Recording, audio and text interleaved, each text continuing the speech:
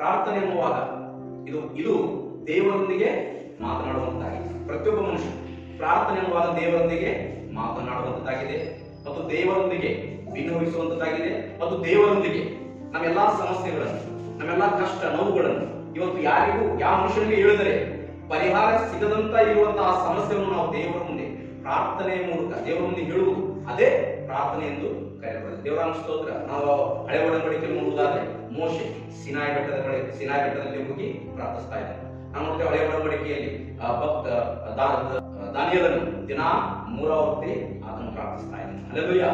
ನೋಡಿ, ನಾವು ಹಳೆ ಒಡಂಬಡಿಕೆ ನಾವೆಲ್ಲ ಭಕ್ತರು ನೋಡುವಾಗ ಪ್ರಾರ್ಥನೆ ಮೂಲಕವಾಗಿ ಅವರು ದೇವರ ಬಳಿಗೆ ಹೋಗ್ತಾ ಇದ್ದಾರೆ. ಯಾಕಂದ್ರೆ ಪ್ರಾರ್ಥನೆ ನಮ್ಮನ್ನು ದೇವರ ಬಳಿಗೆ ತರುವಂತದ್ದು. ಪ್ರಾರ್ಥನೆ ಸೈತಾನನ ನಮ್ಮ ಮೇಲೆ ತಂದು ಹಾಕುವಂತ ಎಲ್ಲಾ ದುಷ್ಟ ಕಾರ್ಯಗಳನ್ನು, ಸೈತಾನನನ್ನು ಕೆಡಿಸಿ ನಷ್ಟಪಡಿಸಬೇಕೆಂದು ತರುವಂತ ಎಲ್ಲಾ ಶೋಧನೆಯನ್ನು, ಎಲ್ಲಾ ಕಷ್ಟ ನಷ್ಟಗಳನ್ನು ಆ ಪ್ರಾರ್ಥನೆ